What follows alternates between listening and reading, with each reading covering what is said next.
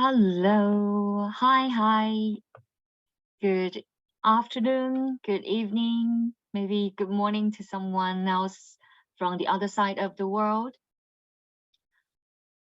Welcome to the third session of Macmillan Education's autumn webinar series, Advancing Learning, Inspiring Changes. So if you can hear me and see my slides okay, please leave a message in the chat box to let me know. Yeah, and tell me where you're watching this session from as well. Hi, Guy. Nice to see you again. Yeah, nice to see you here in the third session with us from Bangkok. Hello, Mark. And hello, Alan and William from Japan, from Bangkok. Thank you very much. Hi, Jay. Hi, Jin. Hello from Taiwan. Wow, welcome. Big welcome. Hello from Cambodia, Indonesia, Vietnam. Again, we have a very good variety here in the audience. Thank you very much for leaving the message and telling us where you are watching this session from. So big welcome. So while people are getting into the room, I will just go through a very quick opening for everybody to let you know what's going on here. So today is the third session of the Advancing Learning, Inspiring Change Autumn Webinar Series from Macmillan Education Asia. And thank you very much for coming. In case there are someone who don't know us very well, I just want to have a quick introduction about ourselves. Macmillan Education is a publisher from the UK with more than 175 years history. We have been advancing learning with teachers, learners, researchers around the world for a long time. And today we are also here with you guys to advance learning together, to help teachers, to empower teachers with some practical and useful teaching tips for your classrooms. And hello, we have teachers from Taiwan, Indonesia, Thailand, Vietnam. Yeah, thank you very much for coming. And if you were there last Friday with us in the second session, which is from our global academic team, we have just launched a program called Advancing Futures, which is aligned with our advancing learning themes. You might have heard that this program is all about introducing key themes of global citizenship, sustainability, and DEI into classrooms everywhere. So in this program, we have an initiative called Change Makers. As the name indicates, this program is all about making changes, like the topic for today's webinar and for the whole series. We want to make some changes together with teachers, with learners, to change something a little bit in the classroom, and also to change our community, to change our life around us. So this program, we're going to provide teachers with a lot of practical classroom resources, including articles, on-demand webinars, ready-made lesson plans, and so on, to empower teachers to start with something about sustainability and also global citizenship and DEI. We hope these materials and resources will be useful for teachers who want to start to introduce the United Nations SDGs, Sustainable Development Goals, into your lessons. Yeah, if you don't know where to start, maybe have a look at our website, macmillanenglish.com/advancingfutures, and you can scan this QR code to find more information about practical classroom activities, lesson plans, and resources and webinars, yeah, to inspire your ideas about how to make changes with your students. We hope that you can be part of the program. Yeah, and also we hope your students can be part of the program as well. We also want to engage more students to make changes. So we would like to invite you and your students to do a collaborative initiative together. in this change maker like program. And it is all about creating and sharing ideas for change. So in order to create a better future for everybody who's living on this earth, we want to invite students to work together to create and submit their ideas, their wishes, their designs for the world they want to live in, their visions for the future, and so on. So it is open actually to everyone, every student of all ages or levels of English and all abilities. We all wish to, invite students to contribute to this program. So if you have some programs going on in your classroom, you can work together with your students to submit, for example, submit a poem. They write a short like animation you have made in your classroom, a song, or even a photo of your classroom where you are working on some like making changes or sustainable development goals ideas. So it is a very like inclusive program. It is open to everybody, and we just want to contribute a little bit of your ideas with your students. So go to the website and maybe stay tuned for the launch date, and submit your ideas when the time comes. Okay, so this is all about the new program, Change Makers Advancing Futures. Now let's move on to the webinars. So as I have mentioned, this autumn webinar series is actually part of the program. We're trying to inspire changes. So we have had two sessions already. In the first session, I have introduced some ideas about how to deal with like large classes, what kind of changes you can make to the way you deal with large classes. And in the second session by the global team, they have been offering a lot of inspiring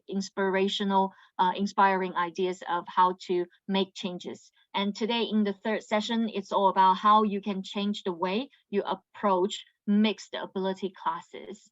And it is also going to be very, very targeted to your classroom challenges and offer useful ideas to help you with mixed ability classes. And I know you're going to ask something about the certificate. Yes, you're going to receive the certificate in a thank you email from Macmillan Education Asia.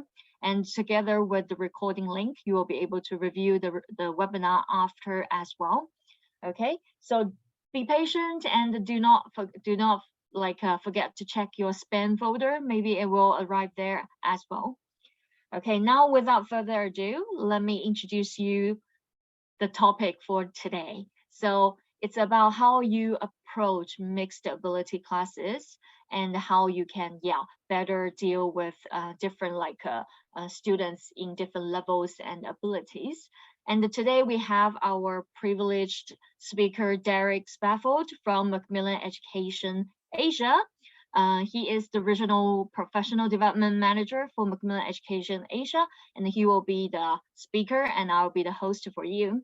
So together we are going to have a quick mini ELT time, like a type of chat show at the beginning to discuss what is mixed ability and what challenges we have, and then followed by Dell's session to offer you 5 practical solutions or ideas to deal with mixed ability classes. Okay, now, Dell, are you there? I'm here. Hello, so please say hi to everyone. Hello, everyone. Nice to see you all again, and really nice to see some common names. I feel like I'm getting to know people.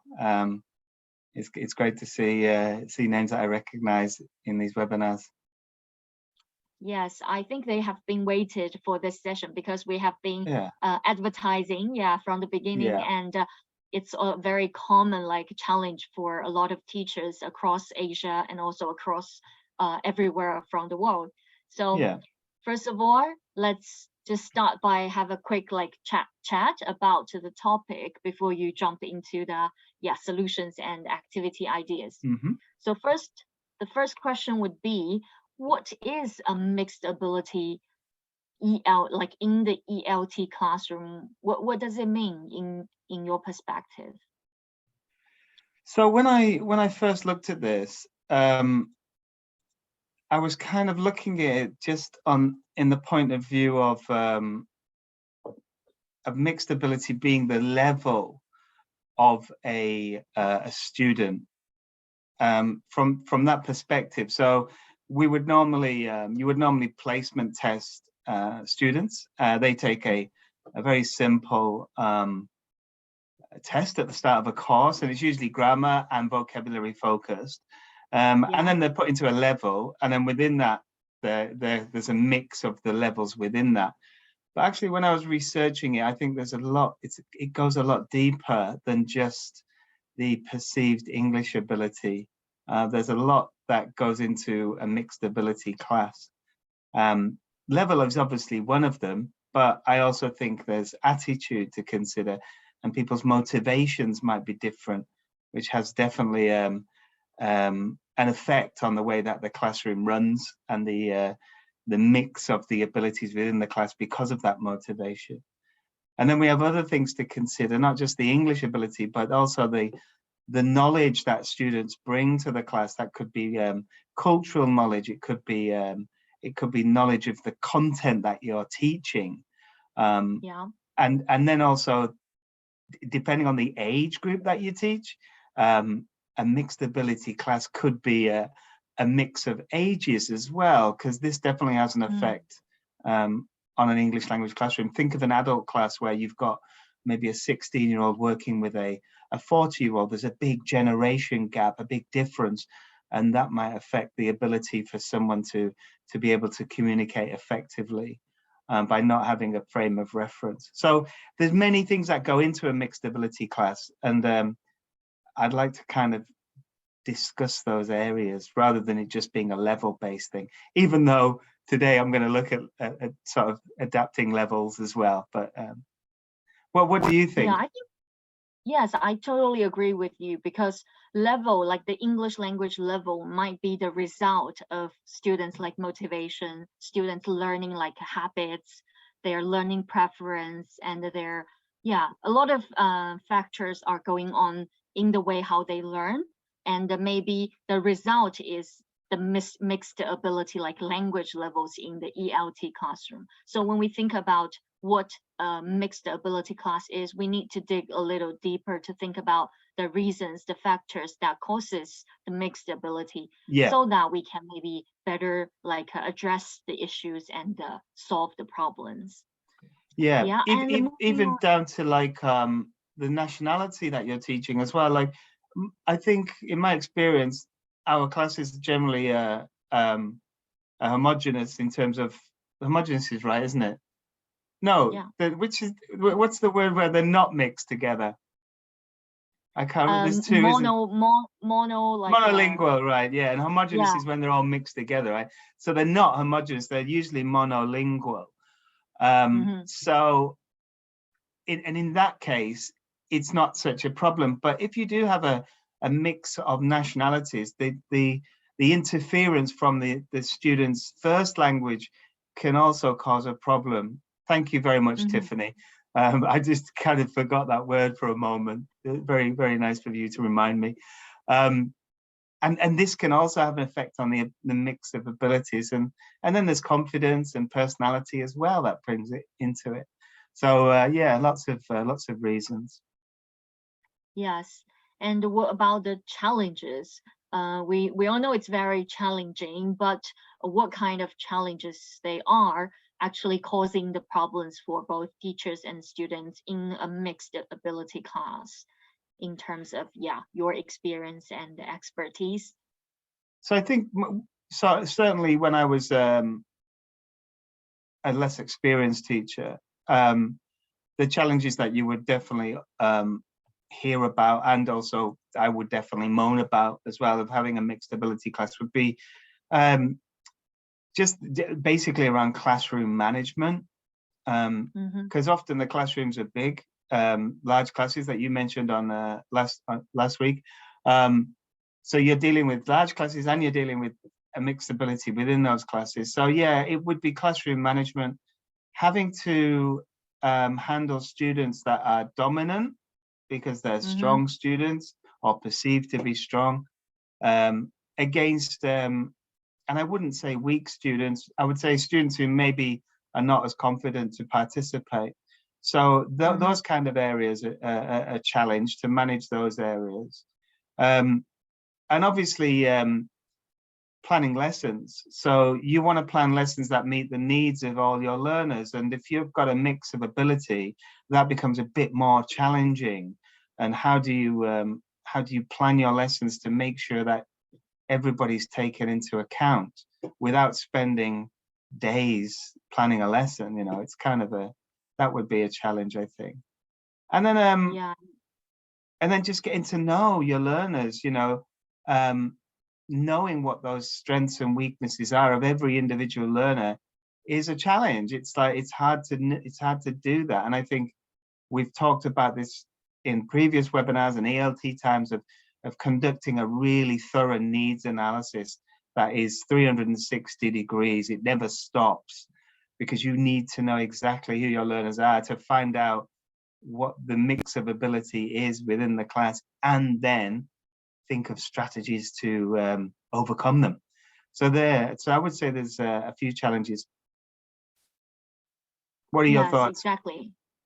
Yeah, I think so, because mixed ability like happens everywhere, like in every class, I believe, because every single student is different from each other, and we always need to think about the individualities of each student and make sure we know them, and we can meet their needs and cater to their maybe learning like habits and preference. But it's really, really time consuming and also very hard to meet every student's needs, of course. So it can be a lot of issues for classroom management, as you mentioned as well. It is very important to come up with strategies. So let's have a quick like maybe because it's going to be we're getting negative a little bit, right? So we need to think about the positive. We know it is the reality, but there are always like two sides of a coin. So what about the benefits of a mixed ability class? Do you think there is any like benefit? Yeah. I'll come to that in a moment. Just want to look in the chat. Dixie Diaz has just mentioned differentiated learning. We're going to look at that in a moment as one of the solution, or the solution. Guy's also mentioned a couple of things of mixed attention span. Definitely, that is definitely an issue that would add to the factors. In fact, I'll add that to my list of factors.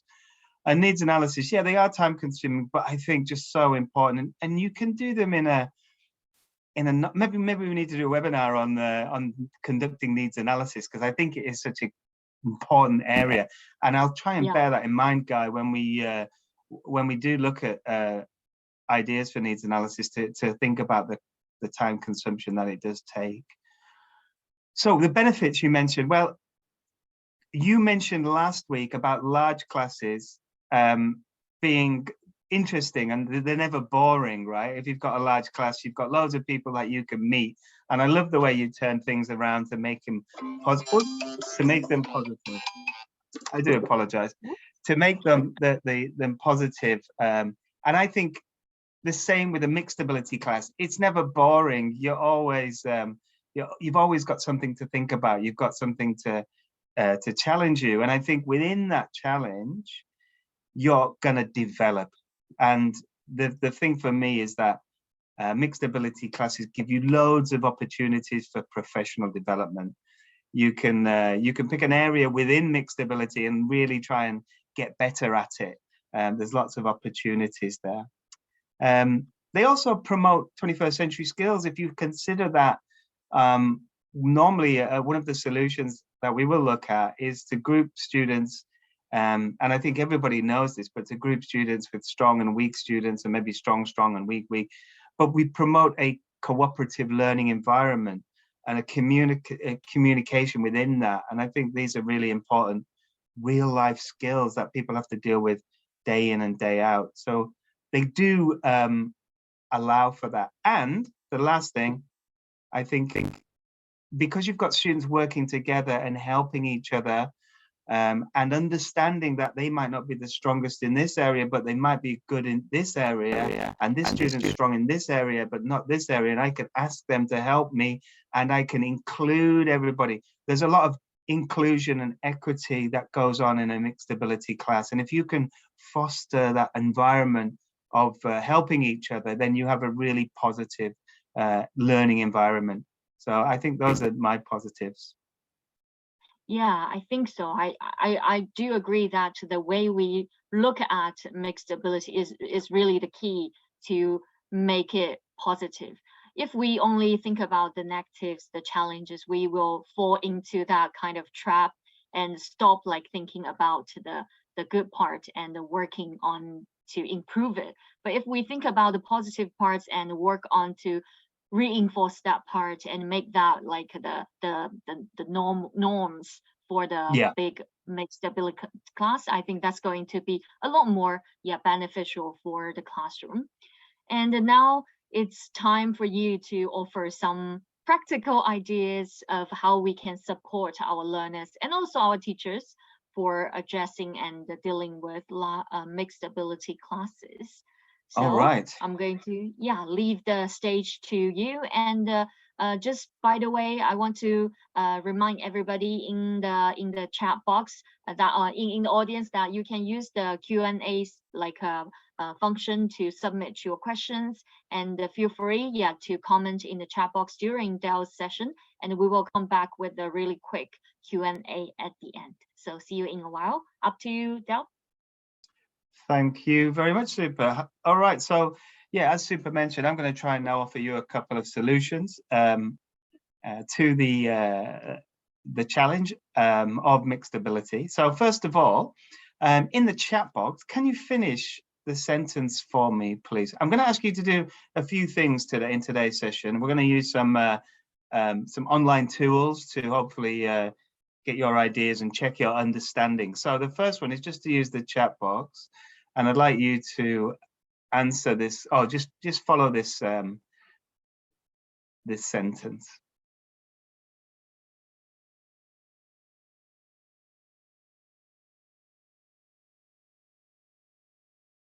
And as you post this in the chat, I'll read them out so that you can hear.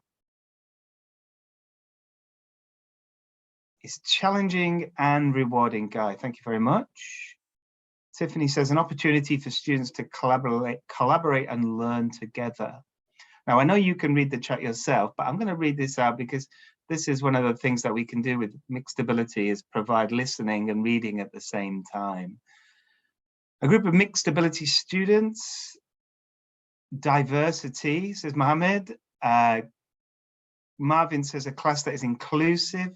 Feng says a class that includes students with different levels, ages, and interests. Have you read my PowerPoint? William says a challenge, especially without advanced warning. Mohammed said diversity of needs, interest, ability, organic. I like that word, Alan. Yeah, it feels natural. Exciting and challenging. These are all really positive. It's our reality, Yana. Absolutely. Learning styles and motivation, a good opportunity for peer coaching. Okay, so great stuff. Have a look at my definition and see if you can now finish off my definition with some words. So mixed ability classes. This is my definition. A broad range of what? A broad range of L. What do you think? Excellent, Greg. Levels, yeah. In there, what? In their abilities. Oh, like that. I'm going to go a little bit further and say in their achievement. Okay, but abilities would be fine. But I think maybe because we've got mixed ability, I've changed it up with achievement. And L, that's an L, not an I, by the way, Dixie. Sorry, it's an L. Yeah, learning is correct, Kai. Learning. The student in these classes differ in S and W. Quite a strong collocation, this one. Nearly, Susan. Strengths and Myla, and what goes with it? What's the collocation? Strengths and weaknesses. Thank you, Kai. Yeah, and a different A to learning. Different, maybe different what? Attitudes, probably Lily. That's a good answer. And Huoyun is the correct answer. Yeah, different approaches to learning. So actually, I think I took this from from a number of different places and kind of mashed it together. But I think it's kind of summarizes, and it kind of leans heavily on the level and learning and achievement and strengths and weaknesses, which is what I'm going to try and address today, because I think these are the kind of things that tie us together. When we think about our mixed ability classes, and I mentioned those other factors such as the personality of the students, the attitudes of the learners, the nationality. These are things that are going to be different.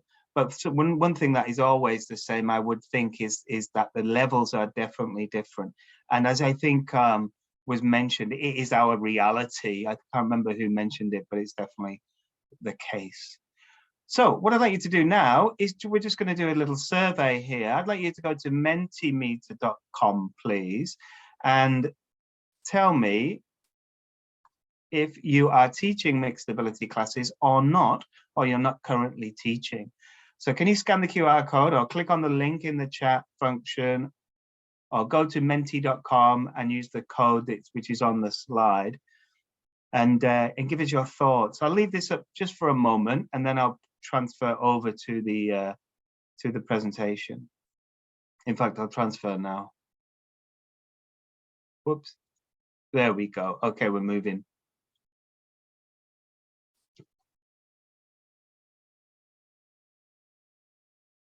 Lots of flying overs to the yes pile. We've got 94 participants, 25. So I'm going to get it till about 50, and then I'll move on. But I think we're seeing a kind of a what I kind of expected, of course, and I think what you would expect if you ask teachers in your teachers' room, right?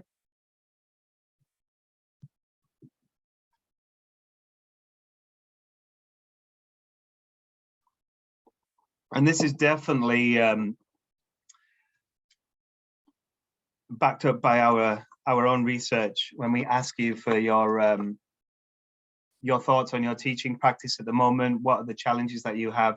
I mentioned this when I introduced Super Session last week, that large classes and mixed ability classes continue to be numbers 1 and 2, or if not joint 1 of the biggest challenge that teachers have. So I think this is going to, well, I'll leave this up for a while, or I'll leave the presentation live for a while, but we can see, I think, quite clearly that most people are teaching a mixed ability class. And it's my belief that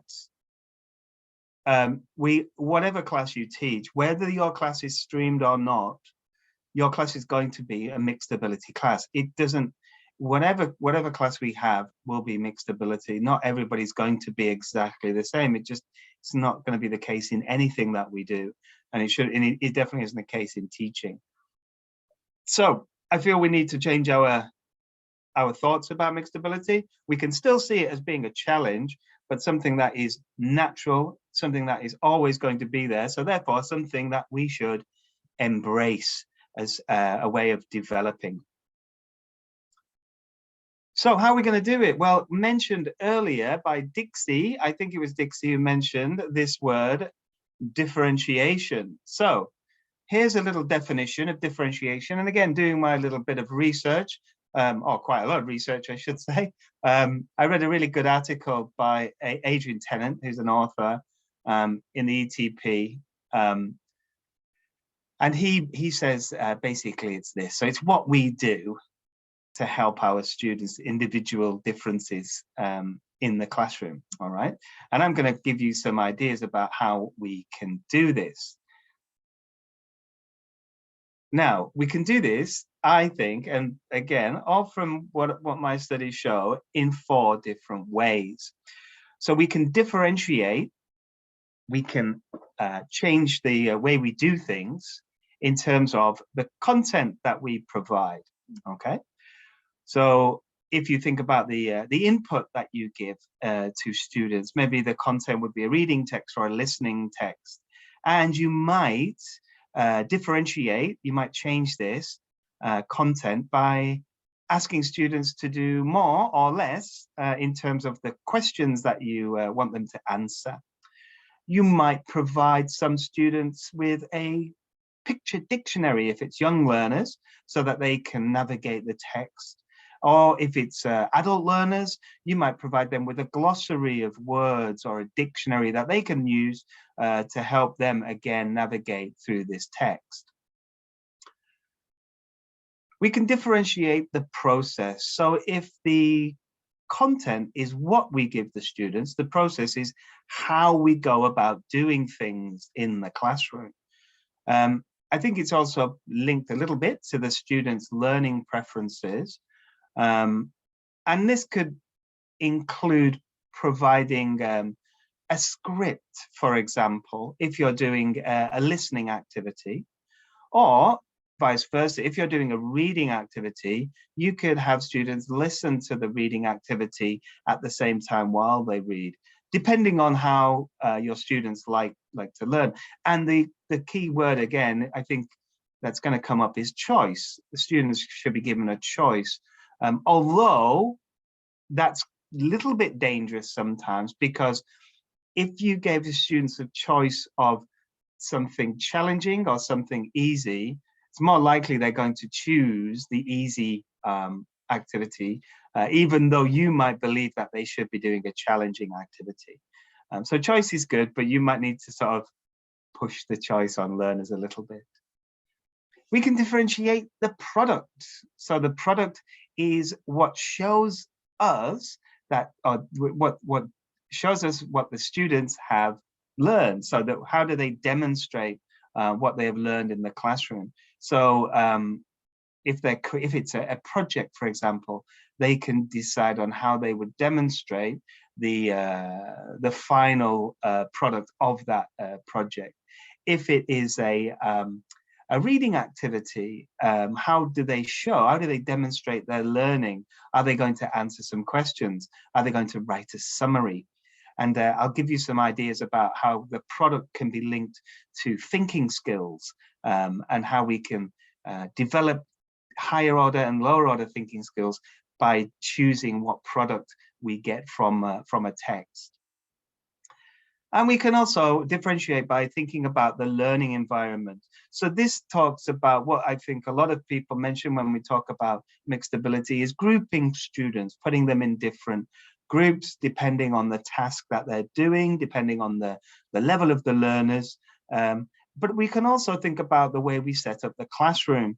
However, I'm going to talk about this in kind of a little bit of a perfect classroom. And I know that a lot of us won't have the perfect classroom. We mentioned last week about large classes and making tailoring a classroom to meet different needs is a challenge. And I'll try and give you some examples and see if you can go away and think of other solutions, particularly when you have a large class. All right, so let's start by thinking also about when differentiation happens. And I'm just going to briefly touch on this. Well, we've got two different types of differentiation. We've got structured differentiation and structured support. So structured differentiation refers to before the lesson. It refers to when we are planning our lessons, how we're going to change things before we go into the classroom. And this is a way of differentiation, helping our learners by producing materials that might be different for individuals. Obviously, this takes a lot of planning, and you need the needs analysis to be able to do this. Structured support happens in the classroom. So this is when you will monitor your students and find out what they are having challenges with and give them the support that they need at that time. You also monitor your students to find out how far they need to be pushed. If they finished some work and they need to be challenged a little bit further to keep them engaged in the lesson. And this all happens from being experienced and knowing your learners, and they both kind of go together. We're going to look a little bit at structured differentiation today because it's all about planning. It's all about what we can do beforehand, and less so on, say, structured support, because that is more tailored to your individual classroom needs. So a little bit of a test. I'm going to just quickly check your understanding. So can you now go to a word wall activity?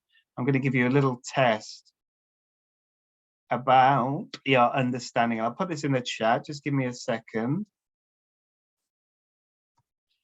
So I'm going to give you a couple of minutes, and I'd like you to try and match these areas that I've just discussed with some ideas or some definitions. And if you don't want to go to word wall, that's fine. If you're having problems with the word wall, then you can simply look at my slide and match them yourself here. Let me just check that that's worked. Okay, I think that's worked fine. So I'll give you a moment just to complete the word wall activity.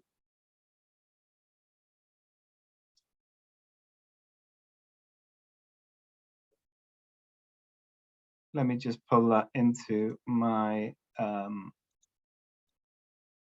other browser.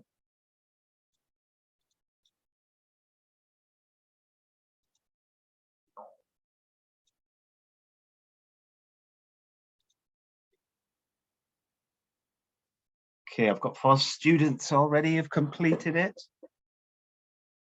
I'll show you the answers in, oh, well, you see the answers, I think, but I'll show you the winners, because there's always a winner with word wall activities.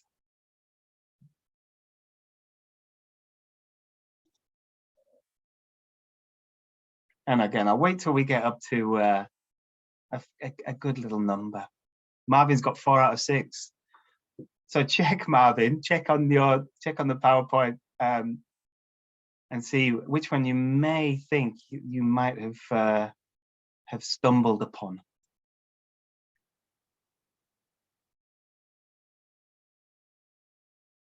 Question 3 and 4 are the easiest so far.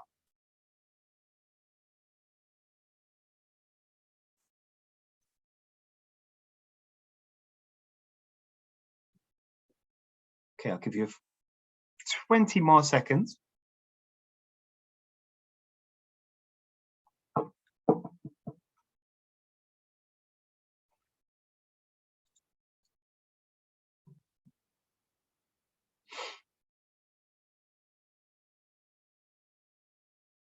I think I've been knocked out. Oh no, I'm back up. I'm back up to number 4. Okay, thanks, Sylvia. Okay, I'm gonna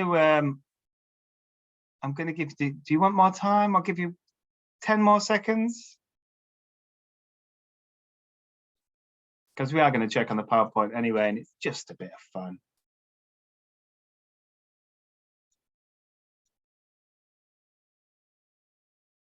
Okay, let me refresh for the last time, and I will share. And maybe we could give the winner here a prize, actually, because we're going to give prizes out for. All right, I'm going to pull it up. Here we go. So this is in alphabetical order. Let us change this now to correct and time, and we'll see who is the winner. Tiffany is the winner. Excellent work, Tiffany. You did it in 28.2 seconds. Amazing. And you got all of them correct. Nice job. Okay, so that's a little way of checking your understanding. Word wall's a great activity, isn't it? I'm sure you've used it before, but I can see exactly which questions were challenging for people. I can go back now if I want to differentiate and find out my score distribution, and then go back and help those students who need some support, and maybe those who need more of a challenge. People like Tiffany, who did it so fast. I might need to challenge you a bit more when it comes to differentiation. So here are the answers. Whoops, just to give you an idea. And yeah, and these are the areas that we're going to be looking at today. These, particularly the 4 product, process, content, and learning environment and solutions for those areas. Congratulations to Tiffany. So let's have a look at content. So I'll let you read that. I'm not going to read it to you. You can read that yourself. But mentioning that this is the what we give students and how we can adapt the things that we give to learners to make it tailored to their needs. Now, I'm going to start with a very usual, a very normal, a very easy, simple activity that we often do with our students, and it's called a Find Someone Who activity. So here we've got a very simple Find Someone Who activity, and I've based this around getting to know you, because I mentioned the need for us to know our learners in order to be able to differentiate, and this could be used as part of a needs analysis. So you get to know a little bit about your students by doing an activity like this. So all students have to do is walk around the classroom, and they have to ask questions to find somebody who has a brother. Oh, there's a typo there. I do apologize. A brother or sister. Do you know how many hours I've spent looking at this PowerPoint to check for typos? And there's one straight away. Oh my. So apologies. She has a brother or sister. Okay. Love studying English. Now you'll see here, I haven't really focused on any individual tense, any structure. The last one is a present perfect for experience, and you could have a sheet that is that has a whole, all of them are present perfect for experience, and I've seen those before in resource packs. So what we need to do now to be able to differentiate, be able to help our students in terms of this content is maybe provide some questions for them. Okay, so our weaker students, and let's say, I'd really loathe to use that word weakest. Let's say our students who need the most support will then get the support from these questions. You could put these on the board, and then strong students could decide whether they want to look at them or not.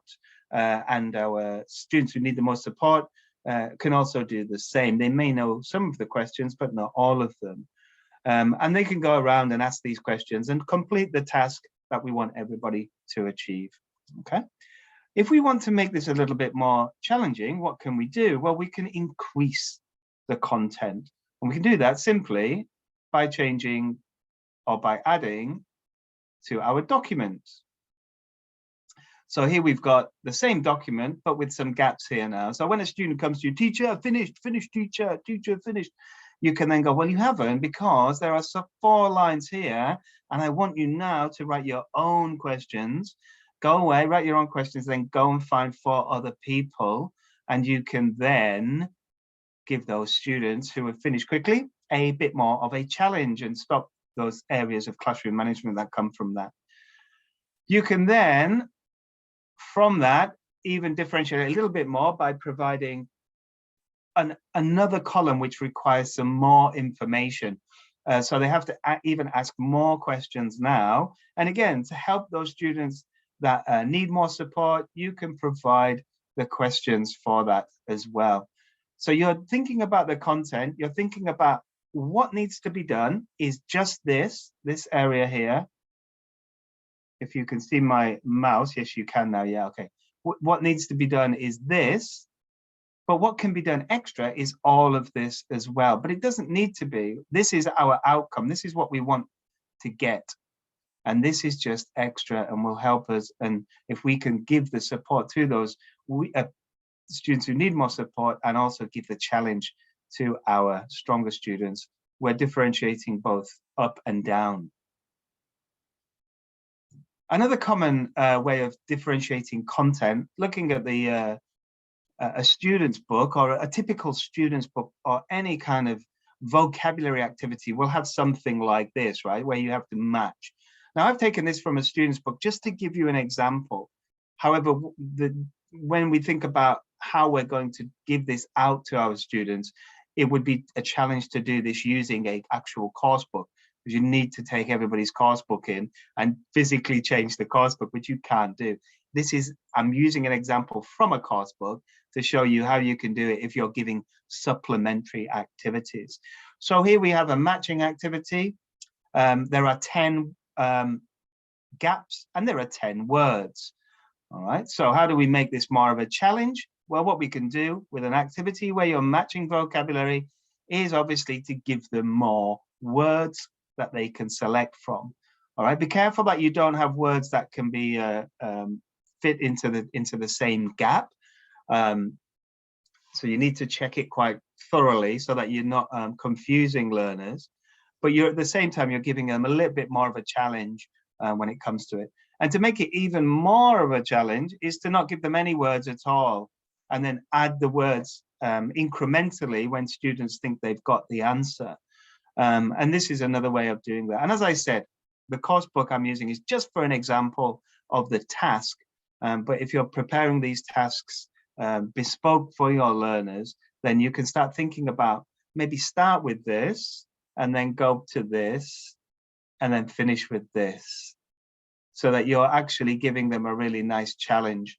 And the students that need more support know at the end they're going to get this support, but they will be expected at least to try and have a little bit of a go at the start. So these are very quite easy, simple ways, I think, that you can provide some differentiation and mixed ability activities for your learners. Now, if you're lucky and you're using a course book, for example, this is a secondary course book. It's called Get Involved for secondary learners.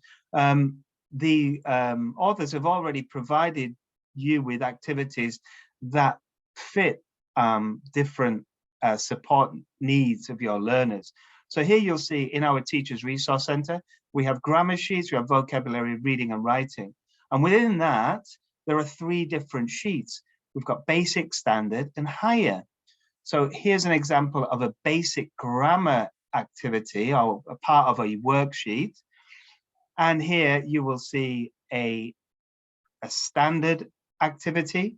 So you can see that it's a little bit more of a challenge. In the basic one, all they have to do is simply choose which tense is there. They don't need to do anything with it, just select the tense.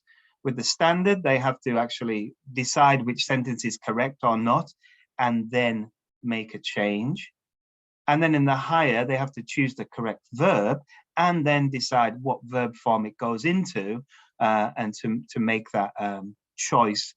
So there's a difference in challenge throughout all of those sheets, but they're doing the same kind of study of the grammar. They're all studying the future tenses.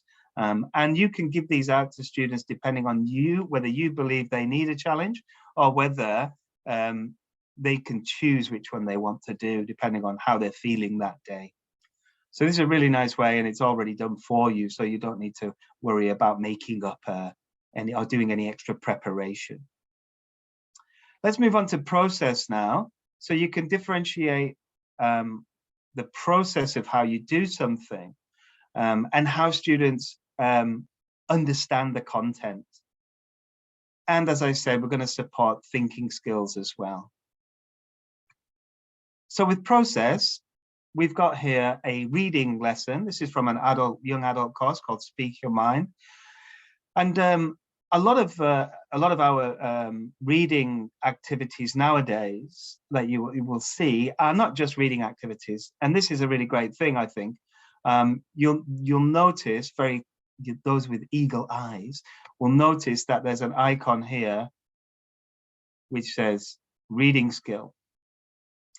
But next to it is an audio icon, which means that we have the audio already recorded so that students can read it and then they can listen to it and they can get they can practice both skills, but also kind of the stronger skill that they have will be supported in both ways. So if they're strong at reading, they can listen to it to build their listening skills. If they're strong at listening, they can listen to it to help their reading skills. So this is a way that you can differentiate the process. The only thing is, if you're going to turn a reading lesson into a listening lesson, you have to think about the skills that you're trying to develop, because there will be certain skills, particularly when it comes to listening. So here we have a listening skills lesson. In order to build listening skills, you need to have, you can't have the crutch all the time of the audio script, which we've got here. I would do the listening as a pure listening skills lesson, and then afterwards give them the script so that they can maybe check but I would still try and develop those listening skills as pure listening skills, rather than have it at the same time, because then it just becomes a reading skills lesson, and you still need to develop those listening skills. But by having this come, by students realizing that this is going to come up, it gives them that feeling that they're going to have some support when it comes to it. So they're hopefully going to focus more on that listening, knowing that they're going to be able to get that understanding after the listening has been done. I've highlighted this area, providing time to make sense of the content. And I think if you think about anything that you learn, even in a first language, you need different times to process. If you're in a study group, or you've studied something with other people, you'll recognize that some people pick it up really quickly, and some people need more time just to understand that. And we need to think about how we can do that in the classroom as well. Students learn at different speeds, and they will pick things up differently. So let's think about this process, about how we can provide things for that. So what we can do is we can use what we call visible thinking routines. And you may have heard these before, because I've mentioned these many times before. I love visible thinking routines. And let me just now see if you understand what visible thinking routines are. Let's have a quick poll. So I'm just going to launch a poll for you. And you tell me which one is the correct answer.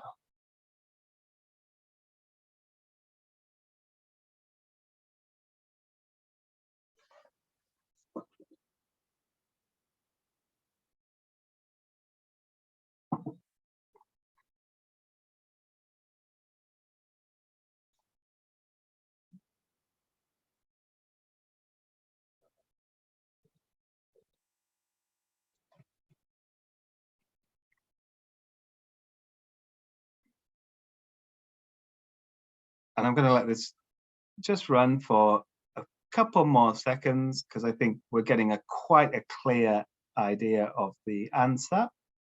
So let me just end that poll, and I'll share the results.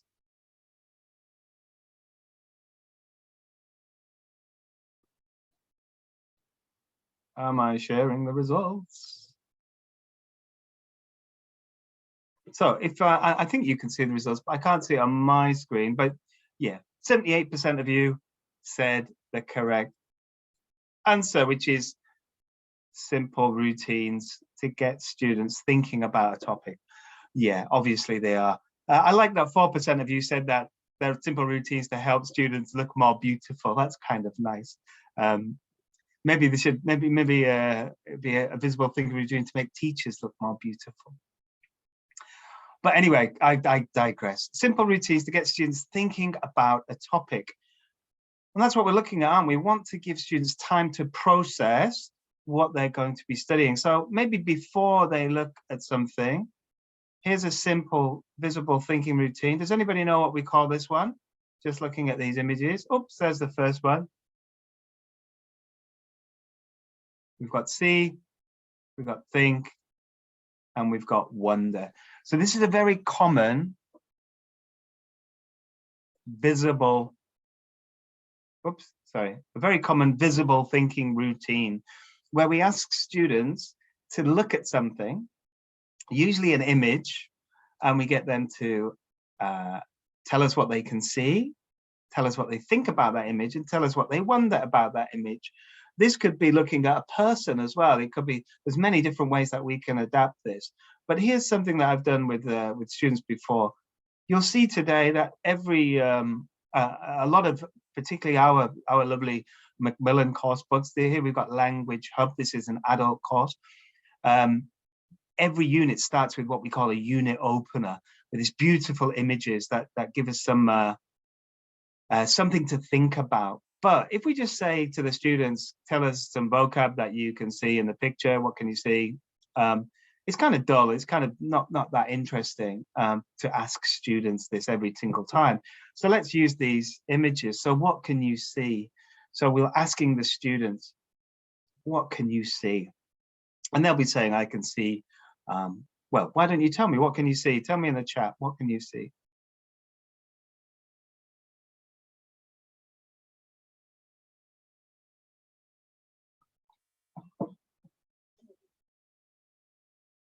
laundry of family people.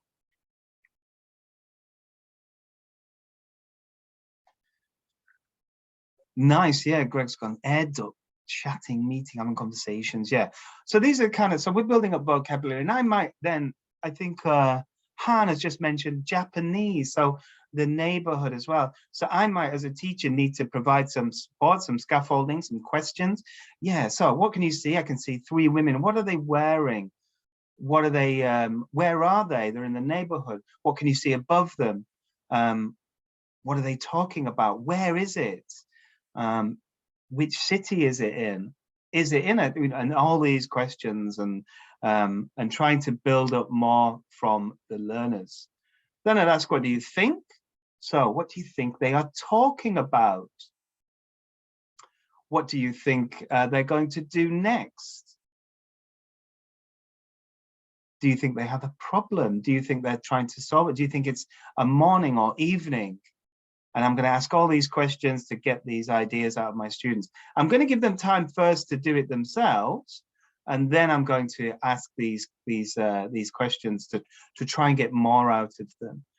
And then what do you wonder? So Hans says they're gossiping housewives. So what do you wonder? What are they gossiping about? Because the sheets are hung outside, Adam says, because it's the afternoon, right? So you're providing me with evidence now, and we're getting more out of it. So very simple thinking routine: see, think, wonder, but it provides us with lots more information that we would get if we just said, tell me about the picture. Yeah, there was problems with neighbors. So what kind of problems with the neighbors might there be? Their husbands, their mothers-in-law, what kind of problems do people have in families? And we can start to discuss, and maybe we get to know a little bit more about our learners if we share the same problems that that these lovely women are having a discussion about. We can also do this with reading and listening activities as well. So we've got listen to here, we've got read here. So after we've done a reading activity, or a listening activity, you can say, what did you read about? And what did you listen to? So very holistic feeling about a reading, a just listening activity, not thinking about the individual parts of a reading or a listening activity. We're thinking about the whole thing. And then what did you think? And then what did you wonder?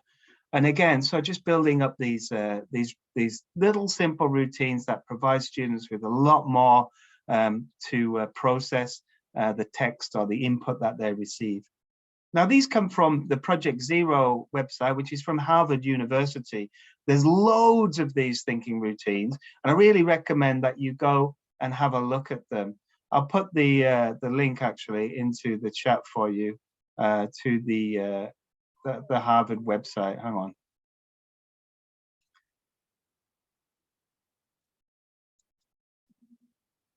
And you can go here and you can get loads of resources. Whoops, it is. Where am I now? Here you can see some of the examples of the thinking toolbox that they have. So cool. I would go here and then try and adapt these into your English lessons. They're not specific to teaching English, but they're very, very adaptable for teaching English. If you're teaching other subjects, you can use these thinking routines as well. And they also give you these really cool worksheets that you can that help you and follow you through and talk to you about how they can be adapted and used in the classroom. Okay, let's move on to product now.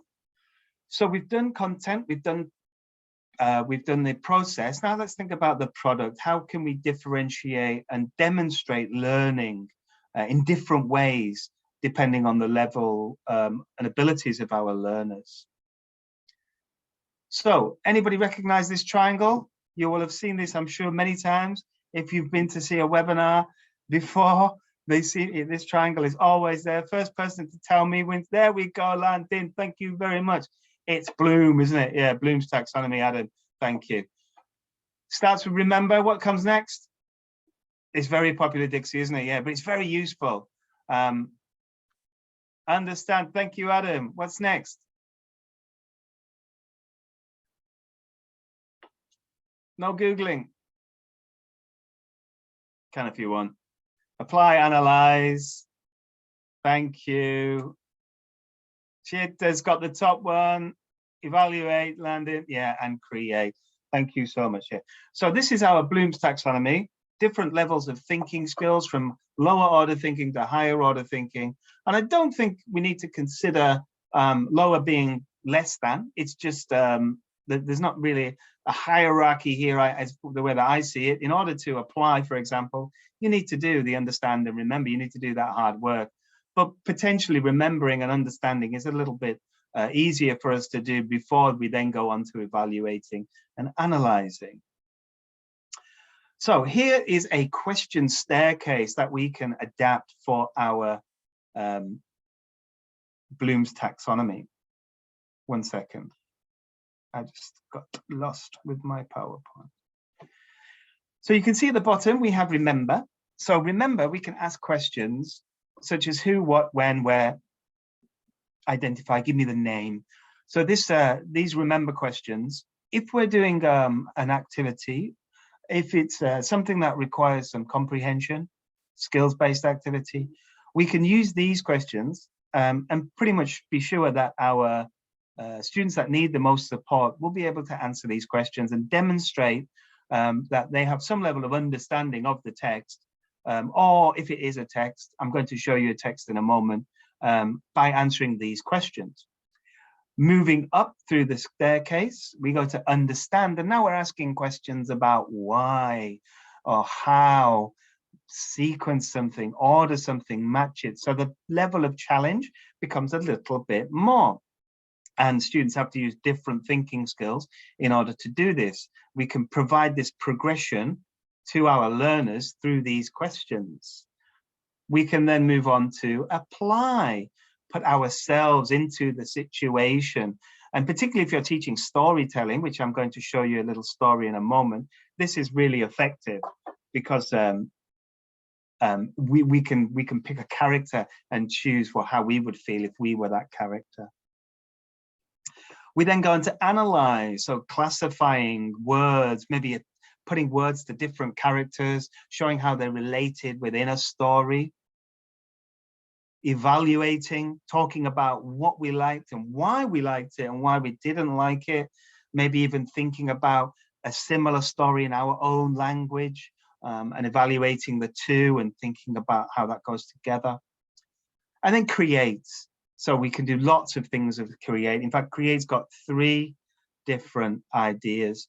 The thing about create is it's probably the most challenging thing for learners to do, but it's probably the easiest thing for teachers to write, because there's you can think outside the box and do loads and loads of super creative things with your learners. So let's look at this in a bit of practice. And I'm going to show you this story. It's from Story Central Plus. It's from level 4. It's called Lulu's Sick Day. Now, I won't show you the whole story because I am conscious of the time. But basically, the story is Lulu pretends to be sick because she doesn't want to do a test. She's got tomorrow is the maths test. She doesn't want to do that test. So she tells her mama she's sick. So mama's all dead nice to her. She's really kind to her. And she brings her lots of soup and lots of nice food and looks after her. And Lulu's thinking, this is fantastic.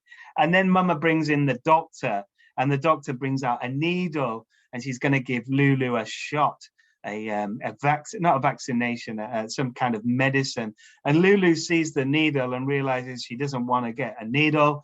And she then decides that she's not sick and she's going to go to school. And then we have all that discussion about whether it's right to lie and all this kind of stuff and all the lovely things that come from this nice, funny story. So within this story, we can ask these then questions. And just to give you an example of what I would do when I'm adapting this story to this staircase. So very simple questions, moving on to a bit more difficult questions with the understand.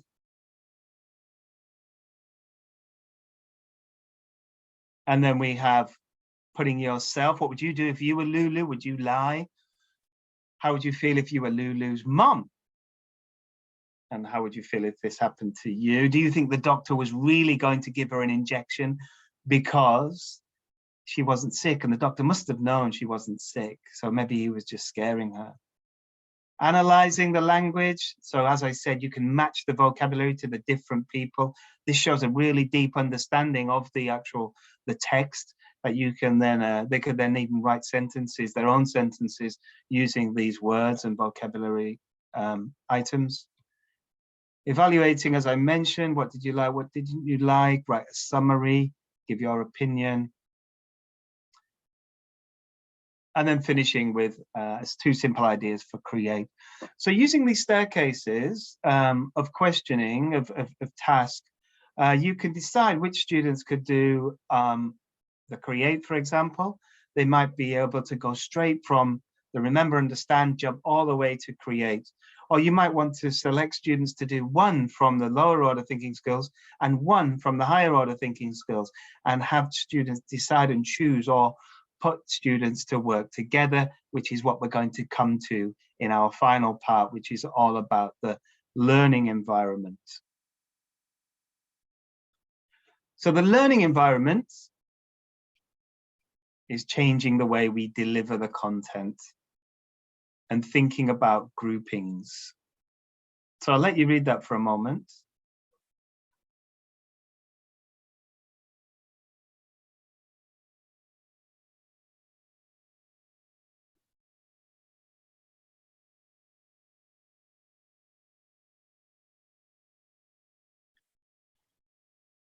And I now want to think about grouping learners. So grouping students by ability. Now you can say ability in terms of their what might be their perceived English ability that you might have an idea about, or it might be their ability to understand the content that you're about to teach.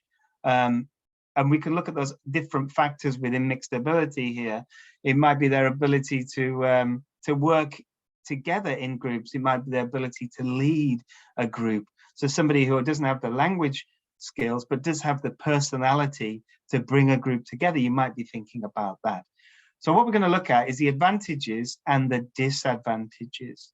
And what I've got here is actually a Jamboard. Now, I'm not sure if we're going to have time to really go into the Jamboard and share, but I will share the link with you. And if you do want to, you can go to the link and type in your own ideas. So this Jamboard here takes us to the advantages and disadvantages. And what you can do is you can click on the sticky notes and type your name, and you can add your ideas. Now I'll keep this open from now until, well, for a while actually. And if you want to, you can add to my Jamboard and give me some ideas about how you feel. If you want to write your name, you can, it's up to you. But give me some ideas about what you think. And if you want to, you can write them in the chat as well. And I'll give you my thoughts. I've got 4 ideas.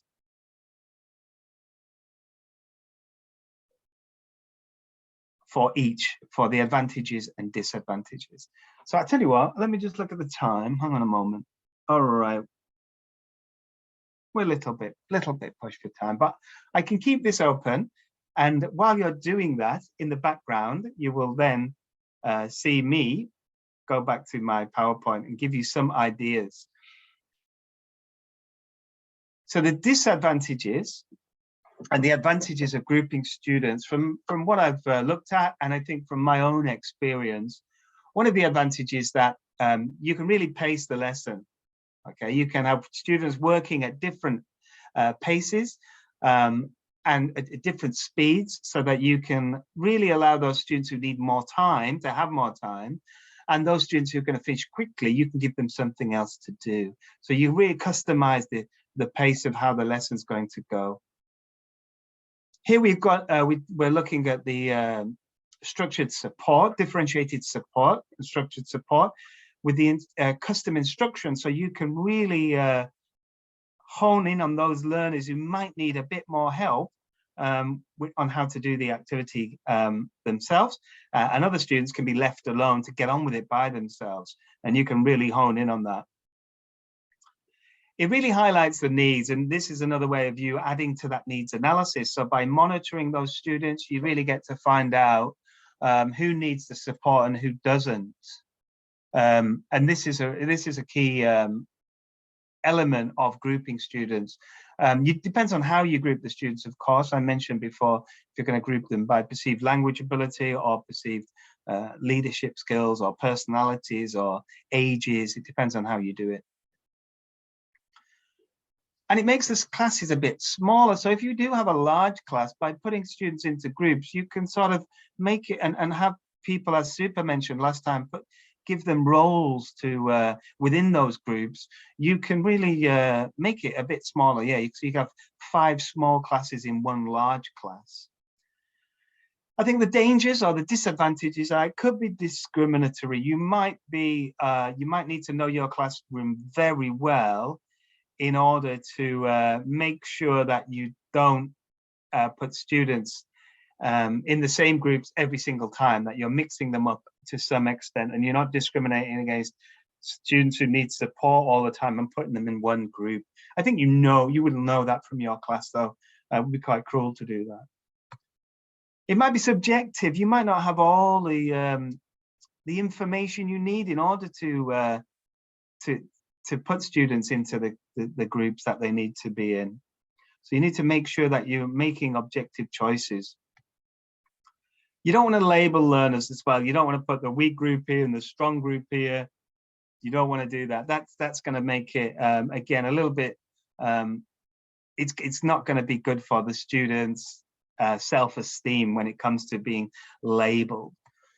And it might also create a bit of extra work if you're thinking about these different students in the classroom and building that up. Another way to change the learning environment, if you don't want to group students, is to think about flipping the classroom, okay?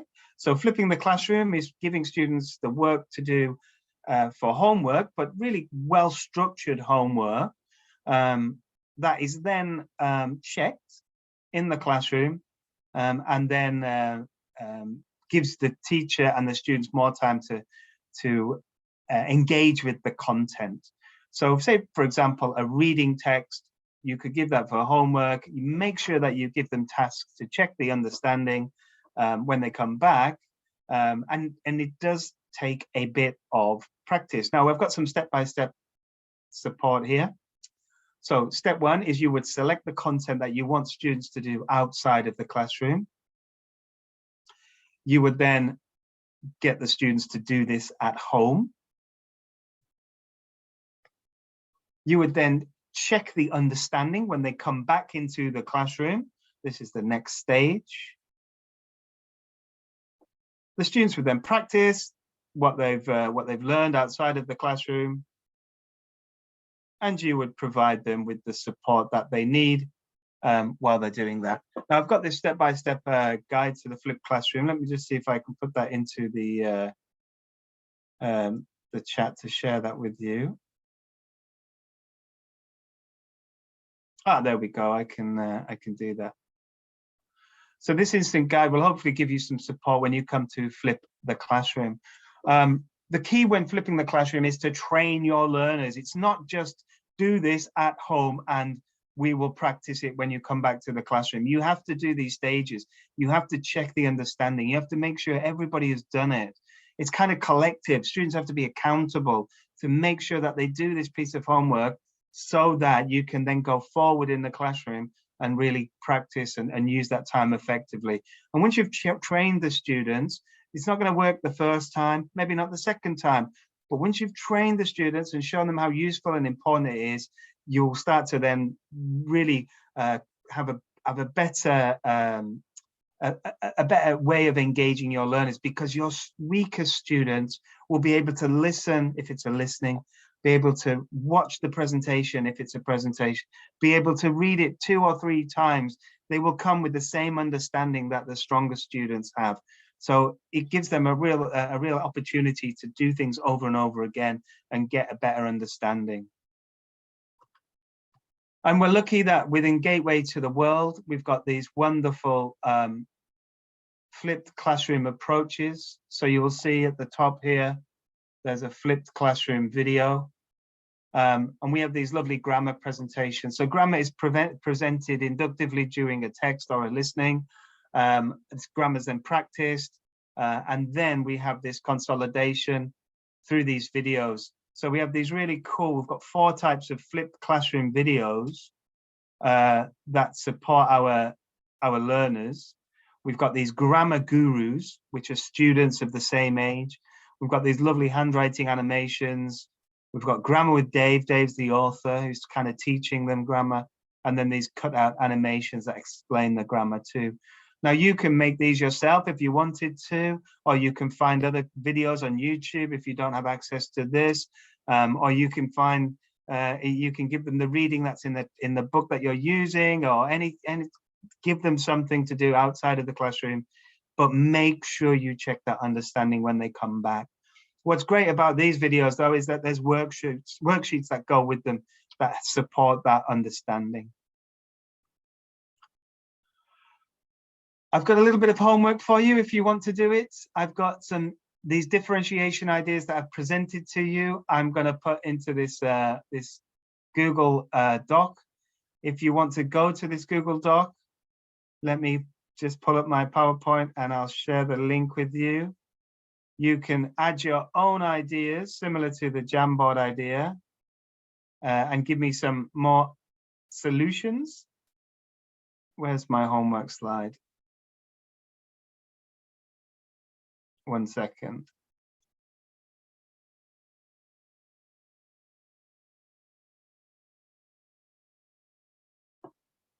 Here it is. And click on the link in the chat, and that will take you to this Google Sheet where you can share your own ideas. Now keep this open forever, basically, and you can keep coming back to this. I'll add the ideas that I've got from my session today. You can watch the video again if you want to. And I'm also going to share with you my blog, which covers pretty much what we've discussed as well today. And you can see that in the next slide, and I'll put that into the chat as well. So if you want to read my blog about what we've studied today, or what we've discussed today, we can. And I'll leave you with this quote, which I think is a really, really nice quote. I'm not going to talk too much about that, but thank you very much for listening, and I will take any questions that you have now. I think we've got about 5 minutes for questions. Thank you, Dal, for the comprehensive and informative ideas of how we can address mixed ability classes. I think I have got one question in the Q&A. You might have pretty much answered this question, but maybe you can give a short summary to wrap up as well. So teacher Raza has asked, how can we deal with the challenge of lesson planning for mixed ability classroom? I think you mentioned that, yeah, you can give a quick maybe heads up for a summary. Yeah, thanks, Mohammed. I think it's all, like I said, and there are challenges to this as well, but it's about getting to know your learners, right?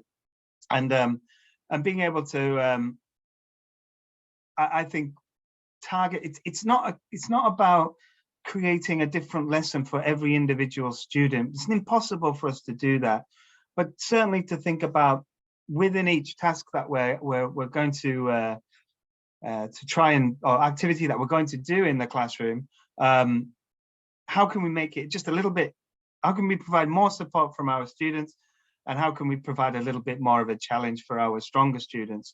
So when it comes to lesson planning, you might be looking at your lesson plan and thinking of just those, maybe even having a column of differentiation about, and maybe just some ideas, some little notes about how you could make that, how you could give more support, and how you could make it a bit more of a challenge, or whether you even feel it needs that or not. You can't do this with every single activity, of course, and course books will help you with this. But certainly, just to have it in your head while you're planning a lesson, that this is something that you need to think about, I think is enough. Yes, I agree. And yeah, thank you very much for your answer. And yeah, let us know if you do have any other questions. I see there are a lot of positive feedback in the chat saying that they have learned so much from your Good. session. Yeah, a lot of practical ideas and activities to do with a mixed ability classroom. So thank you very much. And yes, yeah, Teacher Raza just said thanks as well for your answer. Yeah, cheers. And I just want to say it's always great, isn't it? Because we see the same names, and it's so we do really appreciate your support, and seeing the same names every time is really nice to see that. It's kind of it means that you value what we do, and we value your support, and we value your participation. So thank you so much. I'm glad we've got this really nice community within Asia to help and participate with. So thanks, Super, and see you next time. Yeah, so before I let everybody go, so I would just have a quick closing for everybody to let you know what to expect next. So may I share my screen now? Sure. Yep, thank you very much. So first of all, don't forget to scan this QR code to submit your feedback towards our autumn webinar, especially Dell's session. I know you have very positive feedback in the chat, but please scan this QR code to let us know, and we would like to hear more from you about what you want to hear from Macmillan Education in the upcoming training sessions. And also we're going to have a lucky draw for the people who submitted their answers, and you will be able to get some selected gifts, and we will announce the winners later from the submissions. Okay, and also we are going to mention the certificate again, because we're going to send the certificate together with the webinar link, webinar recording link in a thank you email from Macmillan Education Asia. And I also want to mention that the second session, it is another session from the global team, so they will be sending the certificate in 1 week. So please be patient. Yeah, wait maybe for a few more days for the second session certificate. And I also want to mention the change makers campaign and program again. Please, if you're interested, you can go to this website and scan this QR code to get a notification once we launch this program in December this year. And we really want to invite everybody to contribute to the Sustainable Development Goals and global education, global citizenship education. If you're doing something in your classroom, in your school, please feel free to share with us in this change maker program. Okay. And I also really want you to know that we have scheduled a few other webinars coming soon in November and December.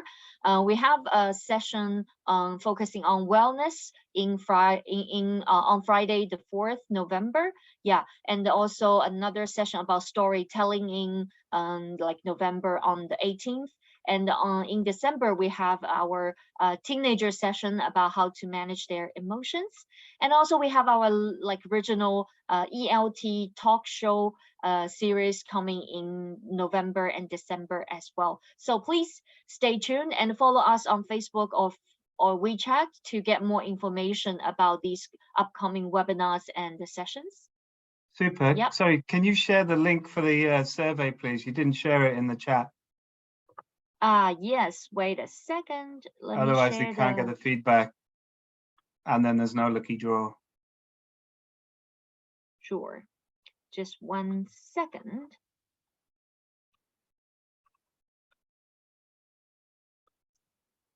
Okay, I'll be sending the link in the chat as well. Okay, and go back to the slides. So yeah, if you are interested in the upcoming sessions, please follow us on Facebook and WeChat. We are going to post the register link and the date and the details as well. So if you do have any other questions, you can also email us for these 2 email addresses as well. Okay. So thank you very much again. As Dale mentioned, that we really appreciate your participation and your discussion in the chat box as well. We really have a very good community in Asia, sharing ideas with each other. We hope to hear from you more in the future. And thank you again for your participation. And I look forward to seeing you soon in the upcoming events. So thank you very much. See you next time. Bye-bye.